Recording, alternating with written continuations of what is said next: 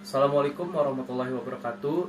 Izin memperkenalkan diri, nama saya Mafibat Niha Muhararan dengan NPM 2310079. Dan saya Zuan Purba dengan NPM 2310073. Untuk memenuhi tugas ulangan tengah semester pengantar hukum Indonesia, kami akan mempresentasikan materi tentang ilmu hukum dan asas-asas hukum. Ilmu hukum adalah ilmu yang mempelajari tentang hukum, termasuk hal yang berkaitan dengan pembuatan, implementasi, dan penegakan hukum. Ilmu hukum juga mencakup berbagai aspek seperti hukum perdata, hukum pidana, hukum konstitusi, dan hukum internasional. Awal mula ilmu hukum diperkenalkan di Indonesia adalah pada masa penjajahan Belanda, yaitu pada abad ke-19. Belanda membuka perguruan tinggi dengan jurusan hukum yang ada di Batavia. Batavia pada zaman sekarang itu adalah Jakarta.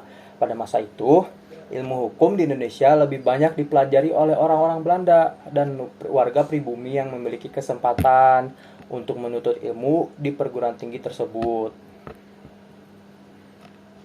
Perkembangan ilmu hukum di Indonesia terus mengalami perubahan seiring dengan berjalannya waktu dan pergantian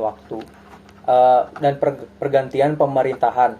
Pada masa kemerdekaan Indonesia, ilmu hukum menjadi sangat penting sebagai bagian dari pembangunan nasional. Pemerintahan Indonesia kemudian membuka perguruan tinggi hukum di berbagai kota dan memperkenalkan sistem hukum nasional Indonesia yang didasarkan pada Pancasila dan Undang-Undang Dasar 1945. Saat ini, ilmu hukum di Indonesia terus berkembang dan semakin relevan dengan kebutuhan masyarakat seperti hukum lingkungan, hukum bisnis, hukum teknologi, dan sebagainya. Selain itu, perkembangan teknologi di era digital juga mempengaruhi perkembangan ilmu hukum seperti keamanan cyber dan penegakan hukum di media sosial.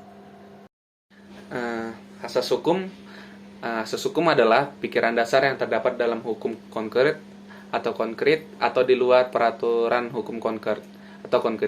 Berikut macam-macam asas hukum, yaitu asas legalitas. Asas legalitas adalah asas yang menyatakan bahwa tidak ada seseorang pun yang dapat dihukum kecuali berdasarkan undang-undang yang berlaku terlebih dahulu. Setelah itu ada asas praduga tidak bersalah, yaitu adalah asas yang menyatakan bahwa setiap orang yang disangka melakukan tindakan pidana dianggap tidak bersalah sampai adanya putusan pengadilan hukum yang menyatakan bersalah, yang berkekuatan hukum tetap. Setelah itu ada asas equality before the law, adalah asas yang menyatakan bahwa setiap orang yang dihadapan hukum tanpa memandang ras, suku, agama, golongan, jenis kelamin, dan status sosial. Asas ini bertujuan juga untuk menjamin keadilan bagi semua orang. Setelah itu ada undang-undang tidak berlaku surat, adalah undang-undang hanya berlaku untuk peristiwa yang terjadi setelah undang-undang tersebut dinyatakan berlaku. Ini berarti bahwa undang-undang tidak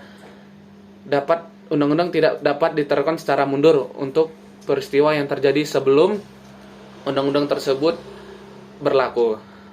Setelah itu ada asas posteriori derogat legi priori, yaitu asas yang menyatakan bahwa peraturan perundang-undangan yang lebih baru mengesampingkan peraturan perundang-undangan yang lebih lama. Setelah itu ada asas lex specialis derogat legi generali, yaitu asas yang menyatakan bahwa peraturan perundang-undangan yang khusus mengesampingkan peraturan perundang-undangan yang umum. Setelah itu ada lex superiori derogat legi inferiori, yaitu asas yang menyatakan bahwa peraturan perundang-undangan yang lebih tinggi mengesampingkan peraturan perundang-undangan yang lebih rendah. Setelah itu ada lex dura settlement scripta, yaitu hukum kejam. Hukum kejam, tetapi begitulah yang tertulis. Baiklah, sekian dari kelompok kami yang sudah mempresentasikan sedikit dari asas hukum dan Ilmu hukum. Oke. Lebih dan kurangnya kami mohon dimaklumi. Sekian dulu kami dari saya Zuan Purba. Dan saya Mafibat Nemwara. Terima kasih. Wassalamualaikum warahmatullahi wabarakatuh.